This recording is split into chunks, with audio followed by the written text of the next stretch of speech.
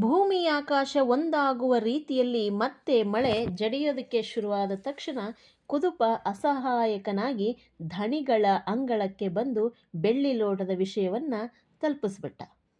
ಮಳೆಯ ಆರ್ಭಟದ ಜೊತೆ ದಣಿಯವರ ಆರ್ಭಟವೂ ಜೋರಾಯಿತು.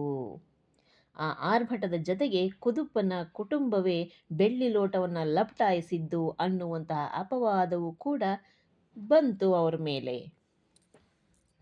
ಕುದುಪ ಧಣಿಗಳ ಕೈಕಾಲು ಹಿಡಿದು ನಡೆದ ನಿಜಸ್ಥಿತಿ ವಿವರಿಸಿದ್ರೂ ಕೂಡ ಅವರ ಮನಸ್ಸು ಒಪ್ಪಲಿಲ್ಲ. ಧಣಿಯವರು ಎಂದಾದರೂ ಒಕ್ಕಲ ಮಕ್ಕಳನ್ನು ನಂಬಿದ್ದುಂಟೆ? ಈ ಕಥೆಯಲ್ಲಿ ಬರೋ ಪಾತ್ರಗಳಲ್ಲ, ಇಂಥದ್ದು ಎಷ್ಟೋ ಘಟನೆಗಳು ಘಟಿಸಿದಾವೆ ಸಮಾಜದಲ್ಲಿ ಅಂತಂದಕ್ಕೆ ಇವು ಸುಮ್ಮನೆ ಒಂದು ಚಿಕ್ಕ ಪುಟ್ಟ ಉದಾಹರಣೆಗಳಷ್ಟೇ. ಇದು ಇಂತಿಂಥವು ಬೇಕಾದಷ್ಟು ನಡೆದು ಹೋಗಿದ್ದಾವೆ ಅಂತಕ್ಕಂಥದ್ದು.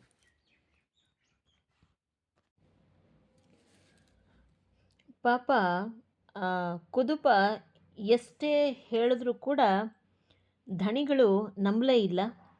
ಅವ್ರ ವಾದ ಏನು ಅಂದರೆ, ಇಷ್ಟು ಪ್ರತಿ ವರ್ಷವೂ ಹೊಳೆ ತುಂಬ ಹರಿಯುತ್ತೆ, ಇನ್ನೇನೋ ಮತ್ತೇನೋ ಆಗುತ್ತೆ, ಆದರೆ ಯಾವತ್ತೂ ನಮ್ಮ ಮನೆಯ ಪಾತ್ರೆಗಳನ್ನು ನುಂಗದೇ ಇರುವಂತಹ ಈ ಶಾಂಭವಿ ನದಿ ಇವತ್ತು ನುಂಗ್ಬಿಡ್ತಾ ಬೆಳ್ಳಿ ಲೋಟವನ್ನು? ಅದು ಇನ್ಯಾವ ಪಾತ್ರೆನ ಬೆಳ್ಳಿ ಲೋಟವನ್ನೇ ನುಂಗ್ತಾ ಅದು ಅನ್ನುವುದು ಇವರ ವಾದ. ಅಂದರೆ ಅವರನ್ನು ನಂಬಕ್ಕೆ ರೆಡಿ ಇಲ್ಲ. ಇವರು ನಂಬಿ ಇರಬಹುದೇನೋ ಅಂತ ತಮ್ಮ ಮನೆಯ ಆಳುಗಳನ್ನು ಅಂದರೆ ಒಕ್ಕಲುಗಳನ್ನು ನಂಬುವ ಸ್ಥಿತಿಯಲ್ಲಿ ಇರಲಿಲ್ಲ ಈ ಧಣಿ ಮತ್ತು ಆತನ ಹೆಂಡತಿ ಅಂತ. ಇದೆಲ್ಲ ಸಾಕು ಮಾರಾಯ, ಯಾವತ್ತೂ ನಮ್ಮ ಮುಸುರೆ ಪಾತ್ರೆಗಳನ್ನು ನುಂಗದೇ ಇರ್ತಕ್ಕಂಥ ಹೊಳೆ ಇವತ್ತು ನನ್ನ ಅಪ್ಪ ಮದುವೆಯಲ್ಲಿ ಕೊಟ್ಟ ಬೆಳ್ಳಿ ಲೋಟವನ್ನು ನುಂಗ್ಬಿಡ್ತಾ ಅನ್ನುವುದು ಧಣಿಯ ಹೆಂಡತಿಯ ವಾದ. ರಾಧಾಂತವನ್ನೇ ಶುರು ಮಾಡ್ಕೊಂಡ್ಬಿಟ್ಲು ಆಕೆ. ಕುದುಪನ ಬಾಯಿ ಕಟ್ಟೋಯ್ತು. ಏನು ಹೇಳಬೇಕು ಪಾಪ, ಮಗು ಅಕಸ್ಮಾತ್ ಕದ್ದಿದ್ರೆ ಅಪ್ಪ ಅಮ್ಮನಿಗೆ ತಾನೇ ಕೊಡಬೇಕದು. ಅದಕ್ಕೆ ಅದು ಯಾವುದು ಅನ್ನೋದು ಕೂಡ, ಅದು ಏನು ಅನ್ನೋದು ಕೂಡ ಗೊತ್ತಿಲ್ಲ ಆ ಮಗುವಿಗೆ. ಅಂಥದ್ರಲ್ಲಿ ಆಕೆ ಎಷ್ಟು ರಾದಂತ ಮಾಡಿದ ತಕ್ಷಣ ಪಾಪ ಆತನ ಬಾಯಿ ಕಟ್ಟೋಯ್ತು. ಏನು ಮಾತನಾಡಲಿಕ್ಕೆ ಆಸ್ಪದವೇ ಇಲ್ಲದ ಹಾಗಾಯಿತು.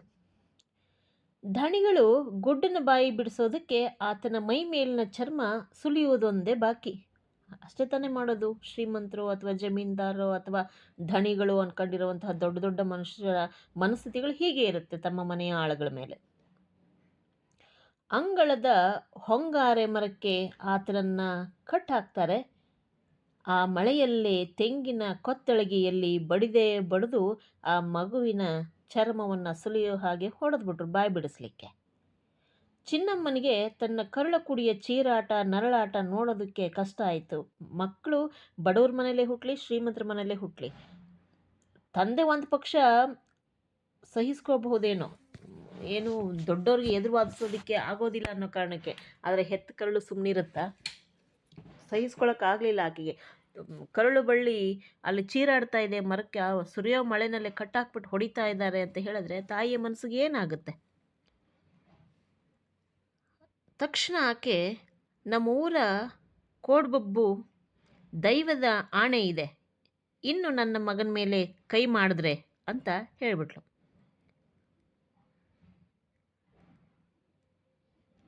ಅಸಹಾಯಕತನದಿಂದ ಪಾಪ ಚೀರ್ತಾ ಧಣಿಗಳ ಕಾಲಗಡ್ಡ ಬಿದ್ದು ತಾನು ಆ ಬೆಳ್ಳಿ ಲೋಟದ ಹಣವನ್ನು ವರ್ಷಾನ್ಗಟ್ಲೆ ಒಂದು ಪಡಿ ಇಲ್ದಲೇ ನಿಮ್ಮಲ್ಲಿ ದುಡಿದು ತೀರಿಸ್ತೇನೆ ಅಂತ ಅಳ್ತಾ ಬೇಡ್ಕೊಳ್ಳೋದಕ್ಕೆ ಮುಂದಾದ್ಲು ಪಾಪ ತಾಯಿ. ಧಣಿಗಳ ಕೈಯಿಂದ ಕೊತ್ತಳಿಕೆ ಕೆಳಗೆ ಬಿತ್ತು. ಮುಂದಿನ 3 ಬೇಸಿಗೆಯವರೆಗೂ ಚಿನ್ನಮ್ಮನ ದುಡಿತಕ್ಕೆ ಪಡಿಯಿಲ್ಲ. ಸಂಬಳವಿಲ್ಲದೆ, ಸಂಬಳ ಅಂದರೆ ದುಡ್ಡು ಕಾಸು ಕೊಡ್ತಿಲ್ಲ ಬಿಡಿ, ಕಾಳು ಕಡಿ ಮಿಕ್ಕಿದ್ದು ಪಕ್ಕಿದ್ದು ಹಳಸಿದ್ದು ಇಂಥದ್ದೇ ತಾನೇ ಕೊಡ್ತಾ ಇದ್ದಿದ್ದು. ಅವತ್ತಿನ ಕಾಲಕ್ಕೆ ಜೀತದಲ್ಲಿರೋರಿಗೆ ಇನ್ನೇನು ಮಾಡ್ತಾಯಿದ್ರು? 3 ವರ್ಷಗಳ ಕಾಲ ಪುಕ್ಸಟ್ಟೆ ದುಡಿಬೇಕು ಅಂದರೆ ಹೊಟ್ಟೆಗೋಸ್ಕರ ತಾನೇ, ಅನ್ನಕ್ಕೋಸ್ಕರ ತಾನೇ ದುಡಿತಾ ಇದ್ರು ಪಾಪ ಅವರು. ಸಂಬಳ ಇರಲಿಲ್ಲಲ್ಲ. ಆದರೆ ಬೆಳ್ಳಿ ಲೋಟದ ತೂಕಕ್ಕೆ ಮೌಲ್ಯಕ್ಕೆ ನಾನು ಪುಕ್ಸಟ್ಟೆ ದುಡಿತೀನಿ ಒಂದು ಪಡಿ ಇಲ್ದಲೆ ಅಂತ ಹೇಳಿ ಪಾಪ ತನ್ನ ಮಗನ ನರಳಾಟವನ್ನು ನೋಡಲಾರ್ದೆ ದೇವ್ರ ಮೇಲೆ ಆಣೆ ಇಟ್ಬಿಟ್ಟು ಒಪ್ಕೊಂಡ್ಬಿಟ್ಲು ಆಕೆ. ನನ್ನ ಮಗನ ಹೊಡೆದ್ರೆ ದೇವರ ಮೇಲೆ ಆಣೆ, ಊರ ಕೋಡ್ದಬ್ಬು ದೈವದ ಮೇಲೆ ಆಣೆ ಇಟ್ಟು ಹೇಳಿದ್ಲು, ಹೊಡಿಬೇಡಿ ನನ್ನ ಮಗನನ್ನು, ನಿಮ್ಮ ಬೆಳ್ಳಿ ಲೋಟದ ಹಣವನ್ನು ನಾನು ವರ್ಷಾನುಗಟ್ಟಲೆ ದುಡಿದು ತೀರಿಸ್ತೀನಿ ದಣಿಗಳೇ ಅಂತ ಪಾಪ ಬಿದ್ದು ಒದ್ದಾಡಿದ್ಲು. ಆ ಕರಾರಿನ ಪ್ರಕಾರ ಗುಡ್ಡ ಬಂಧ ಮುಕ್ತನಾದ. ತಂದೆ ಸುಮ್ಮನೆ ನಿಂತಿದ್ರು ಪಾಪ. ಅವ್ರಿಗೂ ಸಂಕಟ ಇತ್ತು, ಮಗನನ್ನು ಹೊಡಿತಾ ಇದ್ರು, ಯಾವ ತಂದೆಗೆ ತಾನೇ ಸಂಕಟ ಆಗೋದಿಲ್ಲ. ಆದರೆ ತಾಯಿ ತನ್ನ ಮಕ್ಕಳ ಸುದ್ದಿಗೆ ಬಂದರೆ ಬಡವರು ಶ್ರೀಮಂತರು ಅನ್ನೋದಿಲ್ಲ, ತಿರುಗಿ ಬಿದ್ದು ಬಿಡ್ತಾಳೆ ಅನ್ನೋದಕ್ಕೆ ಆಶಯ ಭಾವದಲ್ಲೇ ನಾನು ಹೇಳಿದ್ದೆ ನಿಮಗೆ. ಈ ಈ ಆ ಮಾತನ್ನು ಆಡಿದ ತಕ್ಷಣವೇ ಆ ಕಟ್ಟಾಕಿದ ಹುಡುಗನನ್ನು ಬಿಚ್ಚಿಬಿಟ್ರು.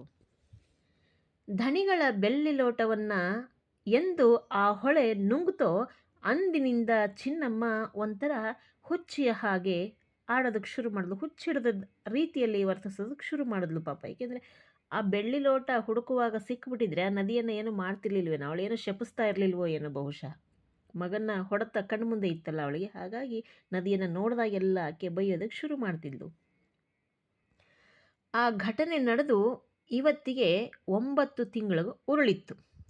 ಬೆಂಕಿಯುಗುಳುವ ವೈಶಾಖ ಮಾಸ ಕಾಲಿಟ್ಟಿತು. ಅಂದರೆ ಬೇಸಿಗೆ ಕಾಲ ಶುರುವಾಯಿತು. ಆಗ ಏನಾಗುತ್ತೆ ಅನ್ನೋದು ಮುಂದಿನ ಭಾಗದಲ್ಲಿ. ಇವತ್ತು ವೈಶಾಖ ಮಾಸದ 3ನೇ ದಿನ ಮುಂಜಾನೆ ಚಿನ್ನಮ್ಮ ದಿನನಿತ್ಯದ ಪ್ರಕಾರ ಹೊಳೆ ಅಂಚಿನಲ್ಲಿ ಕೂತ್ಕೊಂಡು ಪಾತ್ರೆ ತಿಕ್ತಾ ಹೊಳೆಯ ಮನೆ ಹಾಳು ಬುದ್ಧಿಯನ್ನು ನಿಂದಿಸ್ತಾ ಇದ್ಲು. ಅಷ್ಟರಲ್ಲೇ ಧಣಿಗಳು ಕುದುಪನ ಜತೆಗೂಡಿ ಬಂದು ಆ ದಿನದ ಕೆಲಸ ಕಾರ್ಯಗಳ ಬಗ್ಗೆ ಮಾತನ್ನು ಆಡ್ತಾ ಇದ್ರು. ಕುದುಪ ಸೊಂಟದಲ್ಲಿನ ಕರಿದಾರಕ್ಕೆ ಕೋಮಣದ ತುಂಡೊಂದನ್ನು ಸಿಲುಕಿಸ್ಕೊಂಡು ತಲೆಗೊಂದು ಎಲೆ ವಸ್ತ್ರ ಬಿಗಿಯುತ್ತಾ ಧಣಿಗಳಿಂದ ಉದುರುವ ಮಾತುಗಳನ್ನು ಹೆಕ್ಕಿಕೊಳ್ಳುವ ಭಂಗಿಯಲ್ಲಿ ನಿಂತ್ಕೊಂಡಿದ್ದ. ಜಿ ಹುಜೂರ್ ಅಂತ ಕೈಕಟ್ಟಿ ನಿಂತ್ಕೋತಾರಲ್ಲ, ಆ ರೀತಿಯಲ್ಲಿ. ಕಾದು ಬತ್ತಿರುವ ಹೊಳೆಯಿಂದ ಹೂಳೆತ್ತಿ ತಂದು ತೆಂಗಿನ ತೋಟಕ್ಕೆ ಹಾಕಬೇಕು ಅನ್ನುವುದು ಧಣಿಗಳು ಕುದುಪನಿಗೆ ಸೂಚಿಸ್ತಾ ಇದ್ದಂತಹ ಕೆಲಸ ಆಗಿತ್ತು ಆವತ್ತಿಂದು. ಅಂದರೆ ವೈಶಾಖ ಮಾಸಕ್ಕೆ ಮತ್ತೆ ತುಂಬಿ ಹರಿತಾ ಇದ್ದ ನದಿ ಬತ್ತುವ ಸಮಯ ಅಲ್ಲ, ಬೇಸಿಗೆಗೆ ಆವಿ ಆಗುತ್ತಲ್ಲ ನೀರು, ಹಾಗಾಗಿ ಆ ಹೂಳೆತ್ತಿ ತೆಂಗಿನ ಮರದ ಬುಡಕ್ಕೆ ಹಾಕೋ ಅಂತ ಕೆಲಸವನ್ನು ಕೊಡೋದಕ್ಕೆ ಬಂದಿದ್ರು ಧಣಿಗಳು.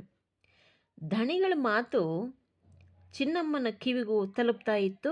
ಆದರೆ ಅದು ತನಗಲ್ಲ, ತನ್ನ ಕಿವಿ ಬೀಳಿನ ಬುಗುಡಿಗೆ ಅನ್ನುವ ರೀತಿಯಲ್ಲಿ ತಾನು ದಣಿಗಳ ಮನೆಯ ಮುಸುರೆ ಪಾತ್ರೆ ತಿಕ್ತಾ ಹೊಳೆಯ ಬಗ್ಗೆಯೇ ತಲೆ ಕೆಡಿಸ್ಕೊಳ್ತಾ ಚಿಂತಿಸ್ತಾ ಹುಚ್ಚಿಯ ರೀತಿಯಲ್ಲಿ ಪಾಪ ಆಕೆ ಆಗಿದ್ಲು. ಏಕೆಂದರೆ ಹಿಂದಿನ ಆ 9 ತಿಂಗಳ ಹಿಂದೆ ನಡೆದಂಥ ಘಟನೆ ಆಕೆಯನ್ನು ಹಿಂಸೆಗೆ ಒಳಪಡಿಸಿತ್ತಲ್ಲ, ಹಾಗಾಗಿ.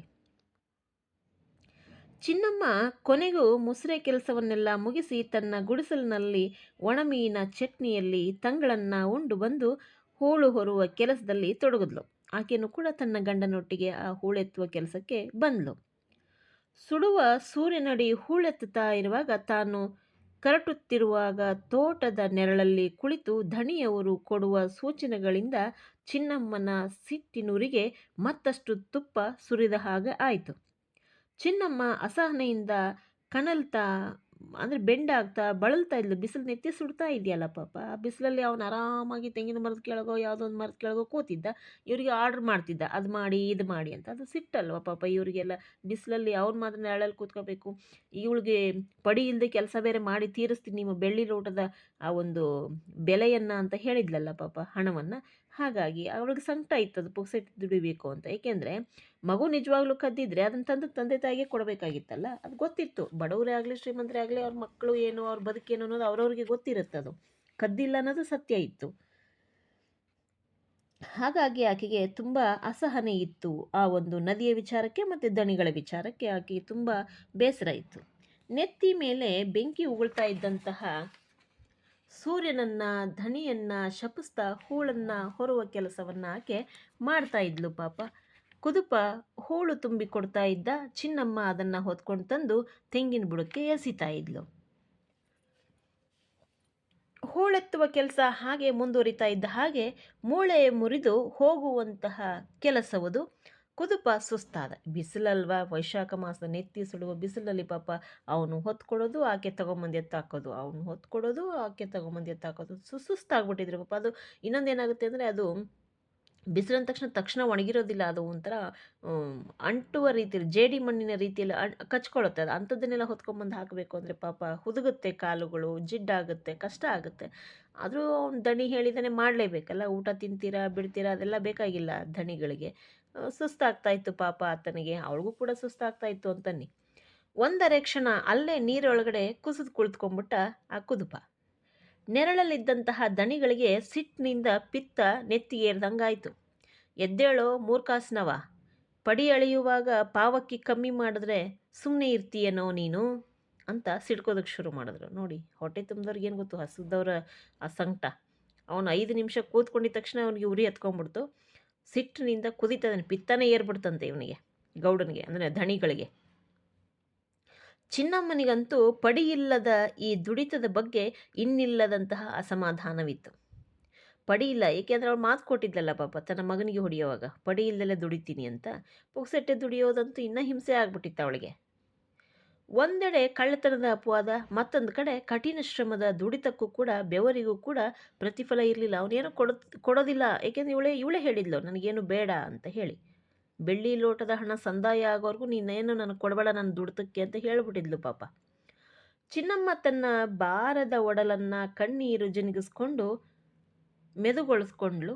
ಕುದುಪ ಧಣಿಯವರ ಸಿಡುಕು ಬೈಗಳಿಗೆ ಹೆದರಿ ಪಾಪ ಎದ್ದು ಮತ್ತೆ ನಿಂತ್ಕೊಂಡು ಕೆಲಸದಲ್ಲಿ ಮಗ್ನನಾದ. ಗಂಡ ಹೆಂಡತಿಯರಿಬ್ಬರು ಹೊಳೆಗೆ ಬೆವರಿನ ಮಳೆ ಸುರಿಸಿದ್ರು. ನೋಡಿ, ಹೊಳೆಗೆ ಬೆವರಿನ ಮಳೆ ಸುರಿಸ್ತಾ ಇದೆ ಅಂದರೆ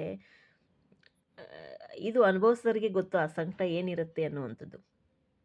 ಕುದುಪನಂತೂ ಆ ಬಿರು ಬಿಸಿಲಿನಲ್ಲಿ ಝಳಕ್ಕೆ ಕುಸಿಯುವ ರೀತಿಯಲ್ಲಿ ತಲೆ ಸುತ್ತು ಬಂದಾಗ ಆಗ್ತಾ ಇದೆ ಪಾಪ ಅವನಿಗೆ. ಆದರೂ ಕೂಡ ಧಣಿಗಳ ಭಯಕ್ಕೆ ಕುಸಿಯದಾದ. ಅಂದರೆ ಸುಸ್ತಾದರೂ ಕಾಯಿಲೆ ಇದ್ದರೂ ಕಾಯಿಲೆಯನ್ನು ಓಡಿಸುವಷ್ಟು ಶಕ್ತಿ ಭಗವಂತ ಕೊಟ್ಟು ಬಿಡ್ತಾನೇನೋ ಪಾಪ ಬಡವರಿಗೆ ಅಥವಾ ಈ ಥರ ಇರುವಂತಹ ಕುಟುಂಬಗಳಿಗೆ ಅಂತ ಕಾಣುತ್ತೆ. ದೇಹದ ಮೂಲೆ ಮೂಲೆಗಳಿಂದಲೂ ಕೂಡ ಒಂದಷ್ಟು ತಾಕತ್ತನ್ನು ಸೋಸಿ ತಂದು ಮತ್ತೆ ಬುಟ್ಟಿಗೆ ಹೂಳು ತುಂಬೋದಕ್ಕೆ ಶುರು ಮಾಡಿದ ಕುದುಪ. ಬುಟ್ಟಿ ತುಂಬ ತೊಡಗಿತು. ಇನ್ನೇನು ಹೂಳು ತುಂಬಿದ್ದ ಬುಟ್ಟಿಯನ್ನು ಚಿನ್ನಮ್ಮನ ತಲೆಗೇರಿಸಬೇಕು ಅನ್ನೋಷ್ಟರಲ್ಲಿ ನೋಡುತ್ತಾನೆ ಅವನಿಗೇನೋ ಕಾಣಿಸ್ತು. ಮೂರ್ಛೆ ಬೀಳುವ ಹಾಗಾಯ್ತು ಅವನಿಗೆ. ಏನಿರಬಹುದಲ್ಲಿ ಏನೋ ಕಾಣಿಸ್ತಾ ಇದೆ ಹೂಳೆತ್ತುವಾಗ ಅಂತಕ್ಕಂಥದ್ದು.